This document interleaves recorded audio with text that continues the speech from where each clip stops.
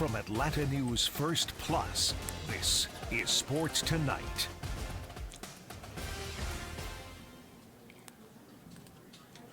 Happy Thursday, everybody. Welcome to Sports Tonight. I'm sports producer Scott Pennyman here with the sports director, Bailey Burmaster. Bailey, how are you? I'm good. We're almost to Friday. Lots going on. Soccer gets kicked off on Saturday. We got great things with great sound. Lots to get to today, Scott. So obviously with Atlanta United getting started here pretty soon, let's get right to it, right? Yeah, well, they get started with their season on Saturday against Columbus Crew on the road. They played them 5 times last year, only won once, which was in the playoffs. And there's a lot of new faces, like there was last year as they were bringing players in.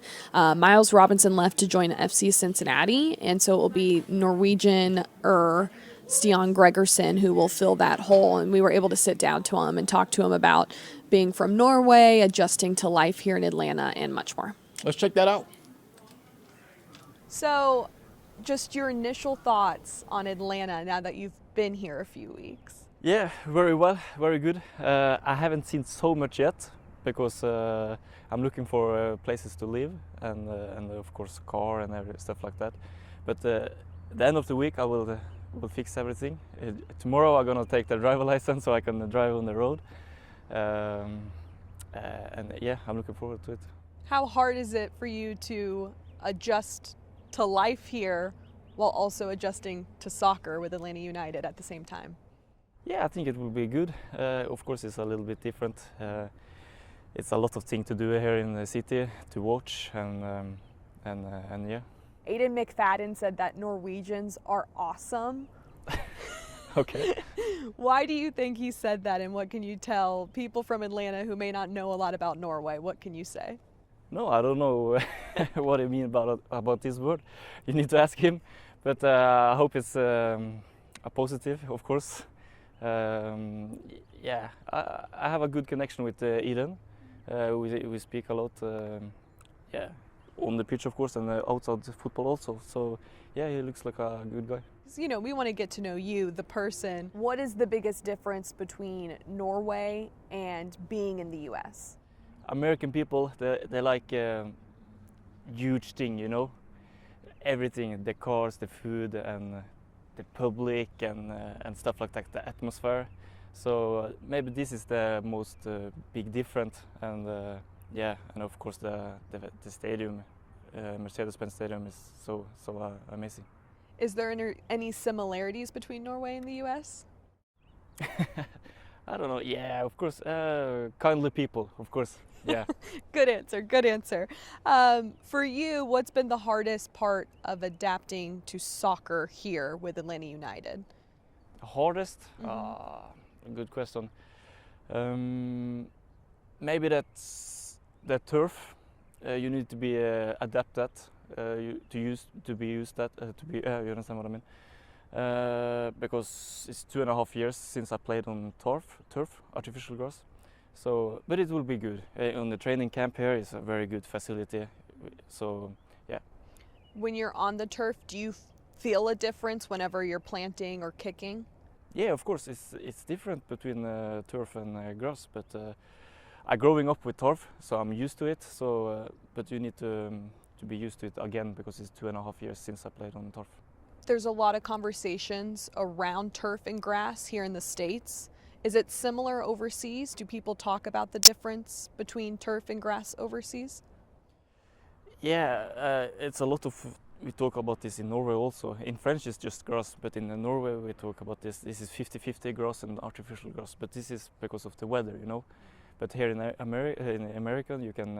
Everybody should have a grass. My opinion, but I understand that it's a little bit complicated because we share the stadium with the Falcons, so and other thing also. So, yeah. You mentioned the Falcons. Do you watch any American football ever? I have Super Bowl. In Norway, it's popular Super Bowl. Okay. But it's very late, so we go early to the bed. And we take the time, so we wake up early in the night and watch. So, But yeah, I really want to see Falcon. I watched the Hawks, the basketball match. You went to a Hawks game? Yeah, I do with some. Of Did the you like teammates. it? Yeah, I do, but I lost, so it was not good. But, yeah. Now you got to go to another game and hopefully they'll win, Of right? course I'm gonna come. What got you into soccer? What was the reason you wanted to play the game? Because I like it very much and I was good at it, you know. And of course, winning thing, especially with the team, is an amazing feeling. Did you always want to play center back? When I was young, I was a striker. So, so it's a special thing. And then I was a central midfielder, and then I was a central defender. So, yeah, it's a little bit strange, but yeah. Do you prefer to play? I mean, I know you play center back now, but do you ever wish you kind of like stuck it out to play striker or in the midfield? Yeah, I'm a good finisher. I am, but maybe I'm probably next soccer life, I'm gonna be a striker. Okay. For sure. Okay. Hey, maybe they'll throw you up there with Gigi or something, and you guys, who knows? Maybe you'll be a dynamic duo. Who did you model your game after growing up? I like really to watch Puyol and Sergio Ramos. But when I was really young, it was Cristiano Ronaldo, because yeah, you know, he was a good dribbler, score goals and stuff like that. But when I grow up, I would need to see my position, you know, like central backs, and then of course it's Puyol and Sergio Ramos. On the pitch, how would you describe your play? What can I say? It's my aggression, 1 against 1, and of course my pace. I was watching some film on you and noticed that you like to slide tackle quite a bit. Is that something, you said you're aggressive, is that something you try to do? Yeah, I do, of course. It's a very good feeling. Then you hit the ball good and the supporters is screaming after. That's a good feeling. Center backs are aggressive. You mentioned your aggression, one of your strong points. Are you a talker at all? Like, do you talk trash to players? Depends. Depends, of course. No, but I like to give them a positive, you know, message. But of course, sometimes you need to scream. How would you describe your leadership style when organizing from the back defensively? Yeah, I like that very much because here we have a really good structure of how we're gonna play in the high block, medium block, and low block, and so it's easy for us players also. So if someone is cheating or don't do that, what we're gonna do, then you need to tell them, you know. So, but we need to use this preseason to get a better chemistry with my teammates to know the weakness, to know the strengthness, so we can play each other better, you know. So that's, yeah.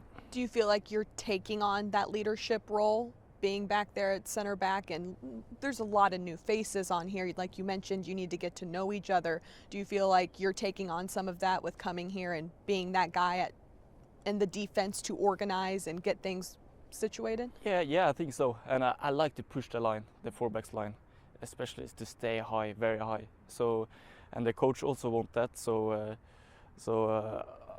of course I wanted to show the other also. Now that you've been in the mix a little bit and your visa has been passed, what's your overall impression of Gonzalo as a head coach? I haven't seen so much, but the speech and the video meeting and the structure of the training is, I like it very much, and he looks like a good person also. He's what can I say?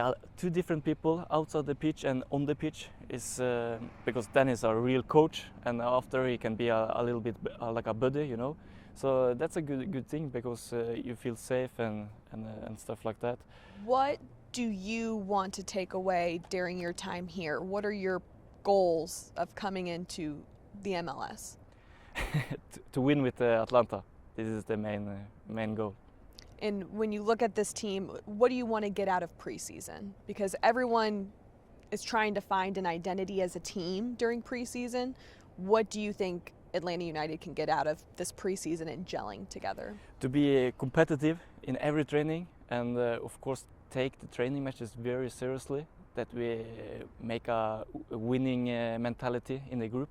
So for me, it's very important to win every games in preseason, so we get a good feeling, and you need to feel like a unit, that we are a winning team, you know. That's the most important for me in the preseason. There's been a lot of change, whether it's coming over here to play soccer, getting adjusted to the way of life. What's been the biggest hurdle of all of that? No, it's difficult to say. The biggest challenge, no. Of course, it's a lot of new expression, things you need to be used to it, and it takes a little bit energy, like you said, to travel to Canada, to get visa, to take the driver license, so I can drive my car here, and yeah. So this maybe is the most thing, the difference, yeah. And of course I need to be used of the turf also. No, yes, I have some opportunity, but Atlanta is a good city, good soccer team with an amazing stadium. So soccer, without fans, it will be boring. So when you have 50,000, 70,000, then I'm sold, you know. So that's why. How would you describe your time with Bordeaux? It was tough, very tough. I come into a group there. It was a little bit, what can I say, complicated because of the result and stuff like that. It was a new owner, a new coach, and then want to rebuild the club again. So I was, what can I say, one of the first player who comes there to start this project. And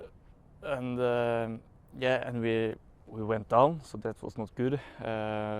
But we had a very good season. This season, he was so close to go up, but the last game was walkover because of the supporters destroyed the game. And this year it's been a little bit also difficult because of the result, and the coach got sacked just after 10 games, and like I said, it's a new. They want to rebuild the club. I have been there in 2.5 years, and I was the oldest guy. And how old are you? No, oldest. In 2.5 years, you know what I mean? The longest, yeah. Longest player, yeah. I got you. And then talking about the doc, the staff, the coach, and everything. So in 2.5 years and 3 different coaches is, yeah, you understand. Well, but it was a fantastic time for me. A lot of experience. I met a lot of good guys, experienced guys also. I learned a lot of Koscielny. You know Koscielny? He played in Arsenal. So, yeah. You have to be mentally strong to go through that. Yeah, that's true. But the fans was fantastic. I love them. When we did a good match, they support us. But with some matches that was against us, it was very tough because I really like them. But yeah, they have always support us every season. So yeah. When you go through hard times like that, what do you do personally to stay mentally strong? Yeah. What can I say? I'm 28 years old, so I've been through a lot of things. So I use my experiences of the years, and of course you don't need to think about so much of the things around the club and blah blah blah. But you need to focus instead of to train hard every day. So because if you train 100% every day, the result will come. I get coming here, there's a lot going on, a lot of change. But because of what you experienced with Bordeaux, do you feel a level of comfort and stability being with an organization that has a guy like Gonzalo who's been here? They have a supported fan base, and does that just bring you a little comfort during this crazy time? Yes, of course, and I'm very happy for that. Yeah, of course, yeah. That was a great one. Good job on that one. Thanks. And also shout out to Lee for putting it together. Absolutely. The great Lee Smith. So last night, Georgia Tech basketball men's hoops lost 81-57 to Clemson. I was in the house. I know. I saw it. So, you know, I mean, they lost the game. Whatever. They've lost plenty of games this year, right? No big deal. But after the game, Damon Stoudamire, let's just say this about Coach Stoudamire. if you're a player on his team, you're not going to have trouble figuring out where you stand with him after these games, because he was about as candid as I've ever seen a college coach be when it comes to what his roster is, who his players are, and is about as realistic as I've ever seen. Yeah, he does not hold back. I like it, though. He's very real. Yeah. This clip will show you. I thought it was very real of him. It was honest. It was what a lot of coaches probably think when they take over a program. However, with that being said, They don't say it right. there are things that are kind of like the unspoken rules of how to navigate media and things to say and things not to say. Well, I'll tell you what, after we play this, we'll discuss it when it comes out, and Okay. then you can tell me more about what you thought about it, all right? Okay. Let's go, Damon. You just want to see who got a competitive spirit. And for me, the last 8 minutes of the game, I just felt like we quit. And I'm not all right with it, but I'm all right with it, you know, because that's a reflection on me. And so I've always had a saying, and, you know, it was preached to me when I was younger. You know, at times, if you're not going to respect what's on the front of your jersey, respect what's on the back, because we all got a legacy and a family name. And how that's defined should mean something to you. And a couple weeks ago, I told the guys, you know, I said, the reason I do what I do and I get up every day to try to help you guys be successful is because when we go in the record books at Georgia Tech, because the record books are still going to print what they're going to print, you know, you don't want to be known as the losing team. Simple as that. And so what I see a lot of times with kids, and it's human nature, I'll never forget it. When I played my last game, I remember when we lost in college, we was in Dayton. Lost in Dayton. 5 seed against a 12 seed. And when the game was over, hell, I was going to NBA draft, and I didn't know what to do. Dang, what do I do now? Do I, you know, what we doing? Where we going? Like, I got to find an agent? How do I do that? You know, I need to talk to coach. I don't know what to do. I had to have a game plan. And so what I try to do is get guys, it don't matter whether you're a freshman or you're a senior. You got to play the game the right way, and you got to finish it out the right way, because you don't get none of this back. And that's what I learned. We was in Boston every single day when we went to the finals because we started off so bad. I'd be in the staff meetings, and I said, man, we don't get this back. Everybody give what they got. It don't matter. Play your role. Stay lane-driven. And that's what we didn't do tonight. 6 assists, 9 turnovers. They switching. You know, we didn't create the advantages the same way we did the last game. And again, I relate that back to what I thought was, we thought it was going to be easy. You know, we came out, we hit some threes, and you know, the game was just kind of smooth. It was almost like a glorified NBA game at the moment. But you know, they buckled down. We had a couple times early to get it inside, but I thought we settled. We took bad shots. So you know, it is what it is. I'm with the process. I'm all right with it. I'm not all right with it, but I'm all right with it. See, because I didn't sign up for this to be, you know, to be the coach that was only going to be here for the good times. I knew that there could be some rough patches when I signed up for this, and I was all right with that. You know, and I will be all right as we move forward. Because to me, the way I see it, and I've never said this before, this will be the first time anybody ever hears me say this. When I get my guys up in here, it's going to be different. I'm just telling you. And I'm all right with saying that, because my type of guy, whether he making a bucket, whether he's not making a bucket, he's going to have pride and plan for the front of the jersey and the back each and every day.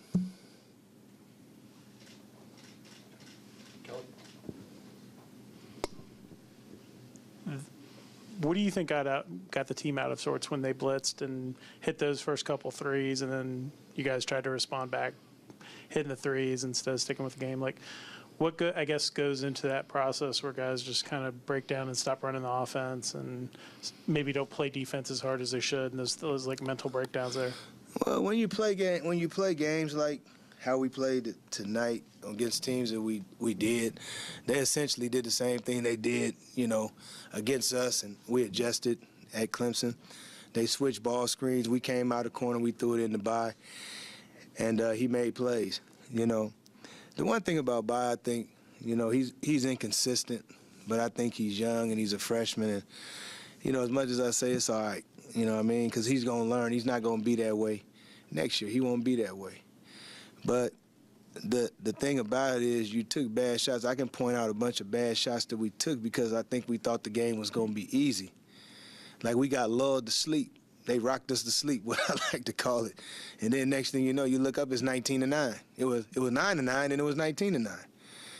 And then we kind of was going back and forth, and we never recovered. I'm always an adjustment guy. Everybody in here knows what I say. Threes beat you, twos don't. I know they went into halftime, and Hall and Shefflin were 3-for-3 piece. But I was all right. We could make that adjustment. There's a lot of game left. I mean, one stop, one score. You go back at that's how you got to play the game. But I just thought we never got into a rhythm. We lost our rhythm by taking a bunch of bad shots in the first half, and it started early, and we never recovered. I feel like Coach Damon Stoudamire just became my new favorite coach. Because of that?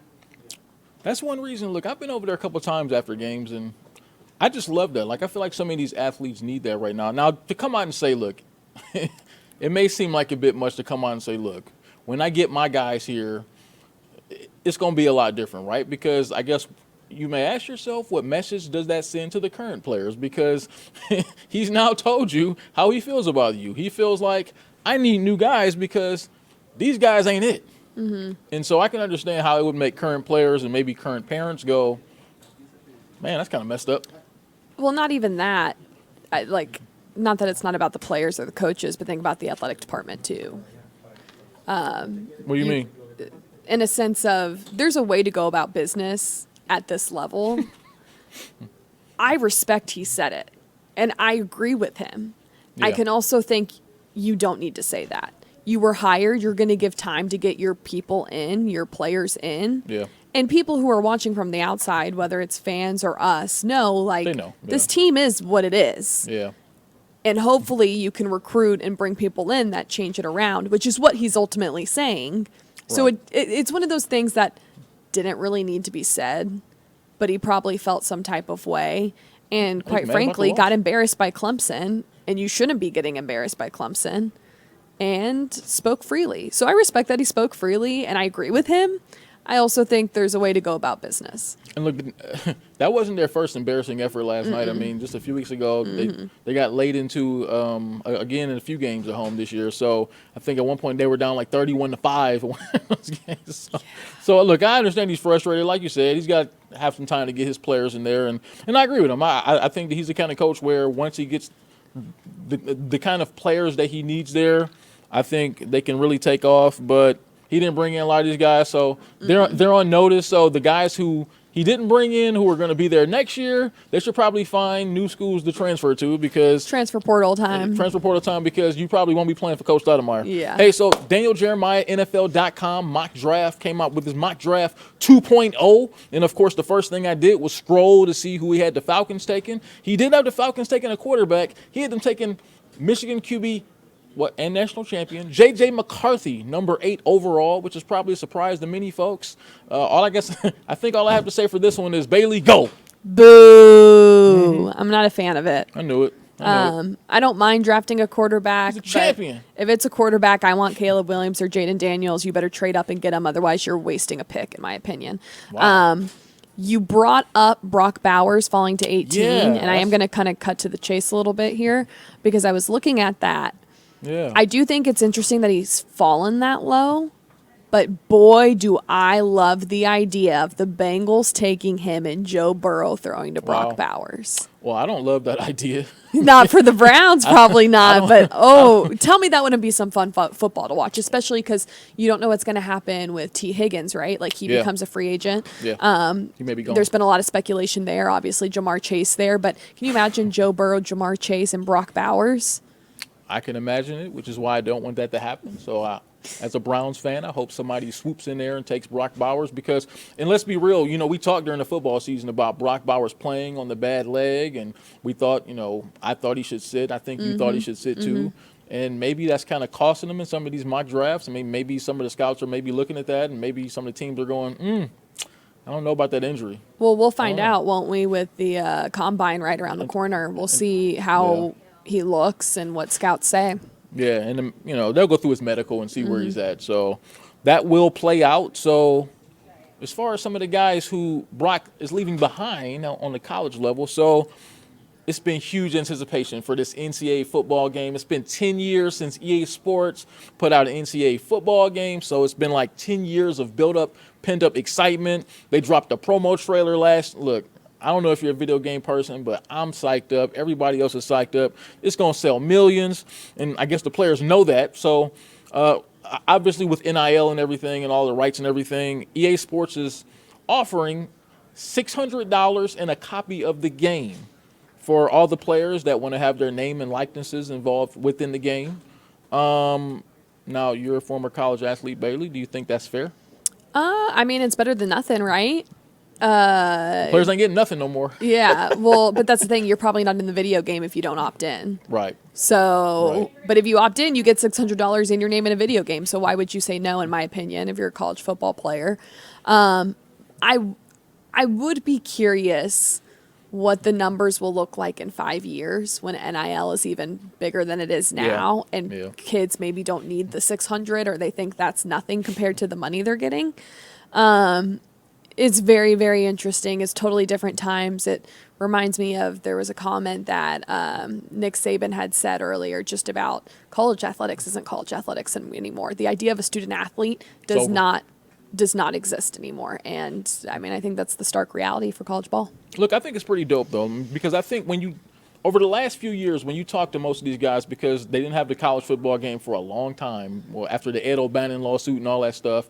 And so I think when you talk to a lot of the players involved, they just really wanted to be on the game. They wanted to see themselves, because let's be real, 98, 99% of these guys probably won't get a sniff at the NFL. So when they look back and at themselves and their careers, it's going to be pretty cool to look back and see yourself as a part of a video game. Well, and to give you even more perspective, though, there's a plethora of other teams that don't even have video games and won't even get $600 for being in a video game. That's true. So boo-hoo. Right. I mean, so...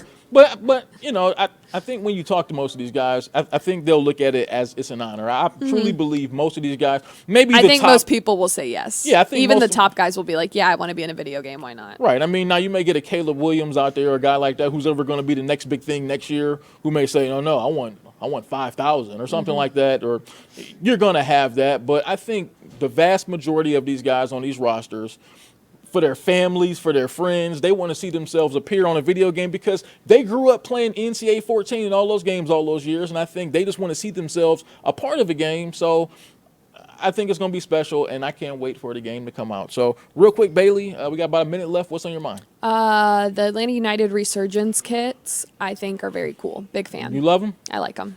Yeah. At first, when I saw them from a distance, I didn't really like them. Seeing them close up, I like them a lot better. So before we get out of here, I want to talk about the Hawks tomorrow, right? They're going to be right back on here, getting their season started up tomorrow against the Raptors, right? Yes. Hopefully they're going to be without Onyeka Okongwu for a bit with a toe sprain, which is not ideal.